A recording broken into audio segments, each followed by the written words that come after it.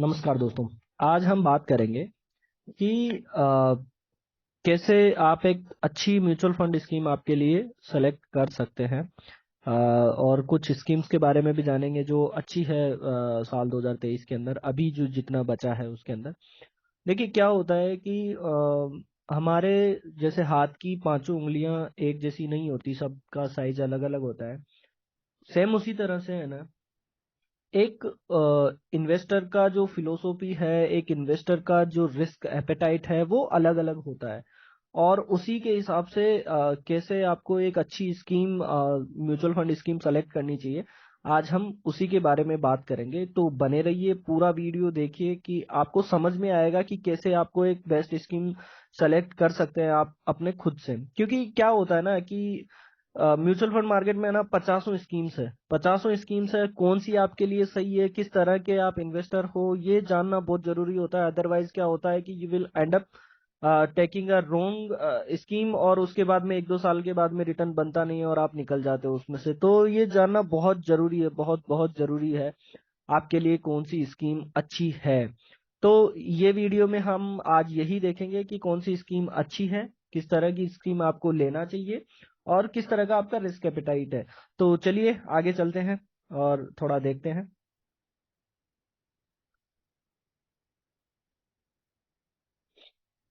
आगे चलने से पहले गाइडलाइंस क्या है कि आपको किस तरह से अपने को टाइम, आपने आपको जानना है कि कौन सी स्कीम। सबसे पहले स्कीम सेलेक्ट करने से पहले अपना टाइम होराइजन जाना, आपको शॉर्ट टर्म के लिए लेना है तो आपको वेल्थ प्रिजर्व करने पे ध्यान देना होगा। वेल्थ प्रिजर्व करना का मतलब क्या हो गया कि आपको पैसा, जो आपकी कैपिटल है, जैसे आपने 1 लाख रुपए बचाए तो वो आपका वो 1 लाख कम नहीं होने चाहिए, 80-90 हज़ार नहीं होने चाहिए। शॉर्ट टर्म के लिए आप लगा रहे हो तो ये आपका मेन ऑब्जेक्टिव होना चाहिए रेस्पेक्टिव ऑफ रिटर्न। तो शॉर्ट टर्म में आपका वेल्थ प्रिजर्वेशन जो है वो आपका ऑब्जेक्टिव होना चाहिए, और लॉन्ग टर्म में आपका वेल्थ क्रिएशन ऑब्जेक्टिव होना चाहिए। जैसे आप 5 साल 10 साल के लिए आप इन्वेस्ट करना चाहते हो, और फिर आप जाके ये बोल रहे हो कि मेरे को एक डेट स्कीम में ले लें या कंजर्वेटिव स्कीम में ले लूं, तो मतलब आपका फोकस कहीं ना कहीं गलत है। क्योंकि अगर आप लॉन्ग टर्म के लिए जा रहे हो तो हमेशा आप जाओ वेल्थ क्रिएशन वाली स्कीम्स की तरफ, जहां पे इक्विटी पोर्शन थोड़ा सा ज्यादा होता है। तो अपन ये एक फोकस के लिए था गाइडलाइन की कैसे अपने को आगे बढ़ने से पहले कैसे अपने को शॉर्ट टर्म व्यू है या लॉन्ग टर्म व्यू है वो अपने को देखना है। 3 साल में पैसा चाहिए, 2 साल में पैसा चाहिए, 1 साल में पैसा चाहिए, तो उस हिसाब से अपने को एक अपना टाइम होराइजन सेट करना चाहिए। रिस्क एपेटाइट आपको रखना चाहिए अगर शॉर्ट टर्म में है, तो डाइवर्सिफिकेशन आपको लॉन्ग टर्म में, और एक्सट्रीम आउटकम को अवॉइड करना चाहिए अपने को शॉर्ट टर्म में। और कॉम्प्लेक्सिटी जो है वो अपने को लॉन्ग टर्म में अवॉइड करनी चाहिए। कॉम्प्लेक्सिटी मतलब बहुत सारी स्कीम्स ले ली, लॉन्ग टर्म में जा रहे हो, मतलब इतना ज्यादा नहीं करना है। आगे चलते हैं और देखते हैं कि म्यूचुअल फंड कैटेगरी और उनके इक्विटी एलोकेशन के बारे में पहले अपन समझेंगे कि किस तरह की जो कैटेगरी है। देखिए एक कैटेगरी के अंदर आपको 50 म्यूचुअल फंड मिल जाएंगे, और 10-15 कैटेगरी तो मैंने यहाँ पे यहीं पे दिखा दिया आपको कि अल्ट्रा शॉर्ट टर्म हो गया, कंजर्वेटिव हो गया, इक्विटी सेविंग हो गया, aggressive, balance, advantage, flexi cap, value, contra, blah blah, पता नहीं कितनी सारी कैटेगरीज है। और वो होनी भी चाहिए, इन्वेस्टर के एपेटाइट, रिस्क एपेटाइट के हिसाब से ठीक भी है, वो चीज होनी चाहिए। तो यही है कि आपका व्यू कैसा है, उस तरह से आपको कैटेगरी सबसे पहले अपने को व्यू बनाना है कि आपका व्यू शॉर्ट टर्म है कि लॉन्ग टर्म है। फिर उसके बाद में आपको कैटेगरी पे आना है कि आपको किस कैटेगरी के अंदर स्कीम चाहिए। अगर आपका व्यू शॉर्ट टर्म है तो किस कैटेगरी में जाना है, आपको लॉन्ग टर्म है तो किस कैटेगरी में जाना है, उस तरह से अपन आगे आगे आने वाली स्लाइड में समझेंगे। बट पहले कैटेगरी को समझ लेते हैं कि कैटेगरी में होता क्या है, नहीं तो आगे अपन चलेंगे और समझेंगे कि कैटेगरी में होता क्या है तो आपको समझ में ही नहीं आएगा कि कैटेगरी है क्या, अल्ट्रा शॉर्ट टर्म है क्या, इक्विटी सेविंग है क्या। तो कैटेगरी को समझते हैं।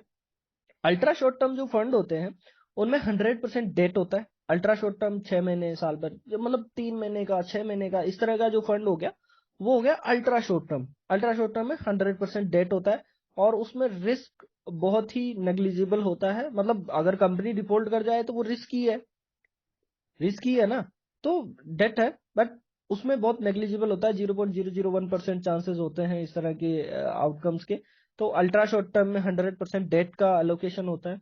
देन आता है कंजर्वेटिव हाइब्रिड, जहां पे 20% इक्विटी अलोकेशन होता है।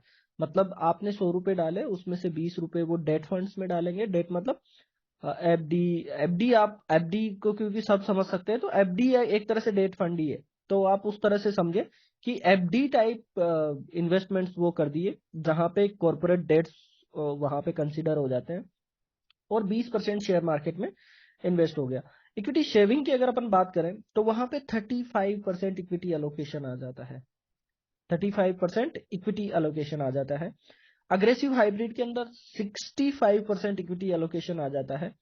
Balanced advantage dynamic asset allocation होता है। मतलब बैलेंस एडवांटेज जो फंड होता है वो फंड मैनेजर के ऊपर डिपेंड करता है कि वो कब किस तरह की कैटेगरी में और कौन सा उसको क्या बाई करना है, डेट बाई करना है, इक्विटी बाई करना है, या उसको कोई अदर असेट क्लास में इन्वेस्टमेंट करना है, वो फंड मैनेजर के ऊपर डिपेंड करता है। बट यहाँ पे बैलेंस एडवांटेज फंड में भी फंड मैनेजर का जो सबसे फर्स्ट जो टारगेट होता है वो होता है कि उसको है ना जो अपना ये सेव करना है, कैपिटल सेविंग फर्स्ट ऑब्जेक्टिव होता है फंड मैनेजर का। देन आते हैं flexi caps. Flexi cap 100% equity होते हैं, और इनमें मार्केट कैप बाइस नहीं होता। किस मार्केट में आप जाना चाहते हो पूरा पूरा फ्लेक्सिबिलिटी होता है। मिड कैप में इन्वेस्ट कर दो, स्मॉल कैप में इन्वेस्ट कर दो, लार्ज कैप में इन्वेस्ट कर दो। लेकिन फ्लेक्सी कैप में भी है ना बहुत एक इंटरेस्टिंग डेटा पॉइंट्स है, वो हम कभी और डिस्कस करेंगे कि कैसे flexi cap is equal to large cap. Flexi cap जो है अभी अभी के टाइम में वो मतलब इक्वल टू लार्ज कैप हो गया, उनका इतना जल्दी मूवमेंट नहीं हो पाता है। वो एक बहुत इंटरेस्टिंग डाटा पॉइंट है जो हम आगे आने वाले टाइम में कभी अगर आपका इंटरेस्ट होता है तो हम समझेंगे, बाद में समझेंगे उसको। देन आते हैं वैल्यू एंड कॉन्ट्रा फंड्स।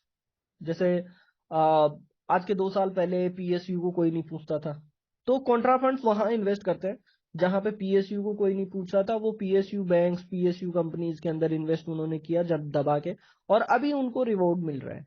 तो वैल्यू एंड कॉन्ट्रा फंड इस तरह से काम करते हैं। अब जब सॉरी, सब लोग पीएसयू एंड उसमें आने लग गए, तो वैल्यू एंड कॉन्ट्रा फंड क्या करेंगे, वहां से निकाल करके फार्मा में, आईटी में या कहीं डाल देंगे। तो वो एक तरह से अपना प्रपोजिशन जो है वो चेंज करते रहते हैं।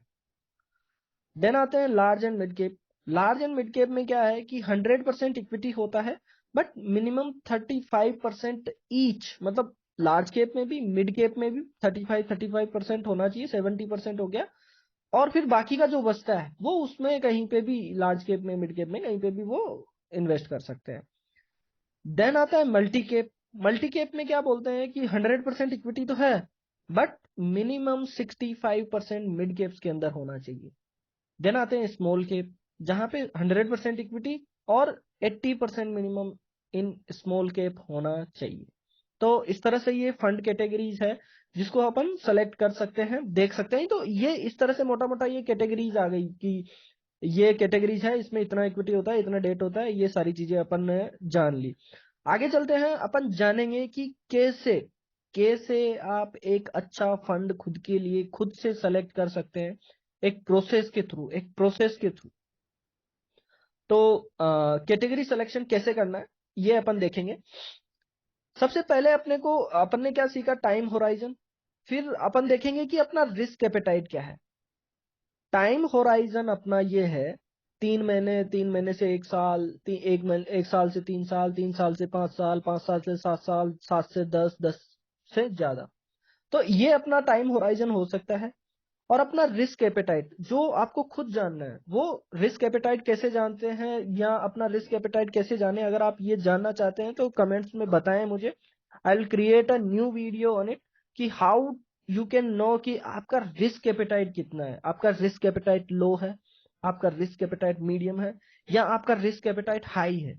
आप किस तरह के इन्वेस्टर हैं, अगर आप ये जानना चाहते हैं कमेंट में बताइए मुझे। I will create a new video on it. और चैनल को सब्सक्राइब भी कीजिए, बहुत ज्यादा जरूरत है चैनल को सब्सक्राइब करने की। आप चैनल को सब्सक्राइब कीजिए, वीडियो को लाइक कीजिए। तो चलिए आगे चलते हैं, इस तरह की बातें तो होती रहेंगी। लो, अगर आपका रिस्क एपेटाइट है और आप 3 महीने से कम पीरियड के लिए इन्वेस्ट कर रहे हो, तो आपको इन्वेस्ट करना चाहिए लिक्विड फंड्स के अंदर, जो बहुत ज्यादा लिक्विड हो, जब चाहे आप उनमें से पैसा निकाल सको। और अगर आपका 3 महीने से 1 साल का व्यू है तो आपको अल्ट्रा शॉर्ट में जाना चाहिए, अल्ट्रा शॉर्ट टर्म। देन 1 से 3 साल का व्यू है तो up to 35% equity, up to 35% equity मतलब इक्विटी सेविंग स्कीम्स जो हमने बात की थी अभी थोड़ी देर पहले, उसमें आप जा सकते हैं। और अगर आपका 10 साल का व्यू है तो आप 50% इक्विटी या बैलेंस एडवांटेज फंड में जा सकते हैं। अगर आपका रिस्क एपेटाइट लो है तो, अगर आपका रिस्क एपेटाइट हाई है तो आप 100% इक्विटी में जाइए, मिड एंड स्मॉल कैप में जाइए, कोई नहीं रोकेगा। मीडियम आपका रिस्क एपेटाइट है, आप 100% इक्विटी में जाइए, फ्लेक्सी कैप, वैल्यू, कॉन्ट्रा, जो आपको बाई करना है बाई कीजिए। और अगर आपका 1 से 3 साल का व्यू है, जो कि ज्यादातर इन्वेस्टर का होता है, 1 से 3 साल का व्यू, मेरे को 3 साल बाद में ये खरीदना है वो खरीदना है, आपका लो रिस्क एपेटाइट है, आप 35% इक्विटी में जाइए। आपका मीडियम रिस्क एपेटाइट है, 35% इक्विटी में ही जाइए, क्योंकि जो 1 से 3 साल का व्यू होता है ना, उसमें थोड़ी वोलेटिलिटी मार्केट में जो फंड्स होते हैं वो कैप्चर नहीं कर पाते हैं, और कभी कभी क्या होता है कि जिनमें थोड़ा इक्विटी का पोर्शन ज्यादा होता है वहां पे नेगेटिव रिटर्न्स भी आ जाते हैं, और उस तरह से अपने को देखना चाहिए। तो मीडियम और ये दोनों आप ये कंसिडर कर सकते हो। जिसका हाई रिस्क एपेटाइट है, मुझे लगता है बैलेंस एडवांटेज फंड में उनको जाना चाहिए। तो ये कैटेगरी है जिसके थ्रू आप अपना सिलेक्शन कर सकते हैं, और इस तरह से आपको देखना चाहिए कि कैसे कैसे आप सेलेक्ट कर सकते हैं और कैसे आप अपने लिए एक अच्छा फंड चूज कर सकते हैं, अच्छा फंड चूज कर सकते हैं। कैटेगरी सेलेक्ट करने के बाद में आपको फंड चूज करना होता है। तो क्या हो गया, टाइम होराइजन डिसाइड कर लिया, टाइम होराइजन के बाद में रिस्क एपेटाइट डिसाइड कर लिया, रिस्क एपेटाइट के बाद में हमने डिसाइड कर लिया कि अपना टाइम होराइजन ये है, रिस्क एपेटाइट ये है, तो हम कौन सी कैटेगरी में जा सकते हैं। अब कैटेगरी के बाद में जो चीज आती है वो हम जानेंगे कि कैटेगरी सेलेक्ट हो गई। कैटेगरी में भी बहुत सारे असेट मैनेजमेंट कंपनीज की स्कीम्स होती है, तो उस तरह अपन जाएंगे, वहां पे आगे अपन जाएंगे कि कौन सी स्कीम्स आप अभी के लिए ले सकते हो। पूरा तो मैंने नहीं डाला है, लेकिन उसके पहले अपन थोड़ा सा समझेंगे। अभी ये जो नीचे नोट्स लगा रखे हैं आप इनको पढ़ लीजिए, देख लीजिए एक बार। Depending upon the amount, the number of schemes for every investment can be between 2 to 5। आपकी अमाउंट पे डिपेंड करता है कि आप कितना पैसा डाल रहे हो, उसके ऊपर निर्भर करता है कि 2 से 5 आप स्कीम लोगे या कितनी लोगे। अभी एक और चीज है कि इन्वेस्टर जो है उसको एएमसी लेवल पे डाइवर्सिफिकेशन करना चाहिए। जैसे आप इन्वेस्ट कर रहे हो एसबीआई म्यूचुअल फंड में, तो जरूरी नहीं है पूरा पैसा आप एसबीआई म्यूचुअल फंड की सारी स्कीम्स में ही डालें।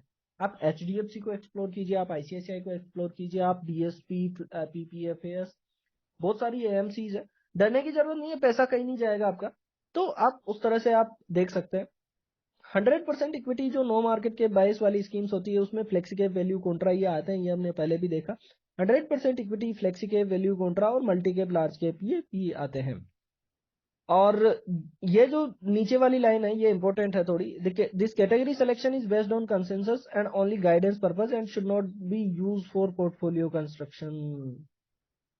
अब इसका अगर मैं मोटा मोटा मतलब बताऊं कि क्या मतलब है मोटा मोटा, देखो पहले भी हमने बात की थी, एक ही इंसान की पांचों उंगलियां बराबर नहीं होती, हर उंगली का साइज अलग अलग होता है।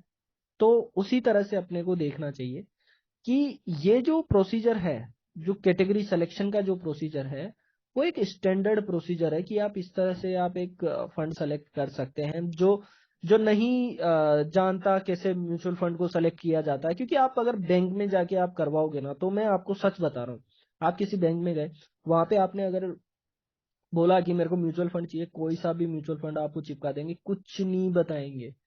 इसलिए सबसे अच्छा है, या तो अगर आप नहीं जानते किसी डिस्ट्रीब्यूटर से लें, म्यूचुअल फंड डिस्ट्रीब्यूटर, या फिर किसी फाइनेंशियल एडवाइजर से लें।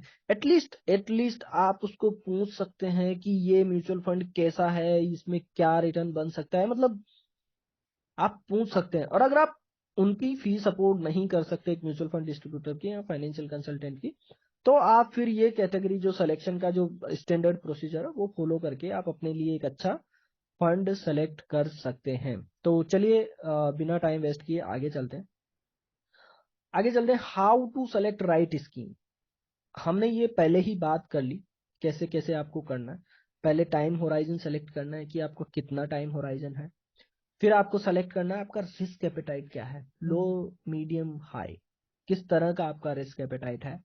फिर आपको स्टेप 3 में selection of scheme using ready reckoner, ये वाला जो रेडी रेकनर है ना, इसके थ्रू आपको स्कीम सेलेक्ट करनी है कि किस तरह का जो स्कीम है उसमें आपका पैसा सेफ रहेगा, और उसके बाद में आप जा सकते हो जो म्यूचुअल फंड की पर्टिकुलर स्कीम है कैटेगरी के अंदर, उसके अंदर। तो आगे हम चलते हैं। और अभी के लिए मुझे क्या लगता है कि टॉप 5 लिख दिया यहाँ पे, अच्छा गलती से लिख गया, ठीक है, टॉप 5 से तो ज्यादा ही है। टॉप 5 का मतलब आप ये मान के चलिए कि ये टॉप 5 हो गया, 3 4 5 मोटा मोटा। ठीक है, चलो बात करते हैं। कंजर्वेटिव अगर आप इन्वेस्टर हैं तो आप अभी के लिए, मुझे लगता है 2023 के लिए, और आपका व्यू अगर, मैं यहाँ पे जो मैंने ये स्कीम्स ली है ना, ये 3 to 5 ईयर टाइम होराइजन की है, 5 to 6 ईयर टाइम होराइजन की, या 7 साल के टाइम होराइजन के लिए आप देख सकते हैं।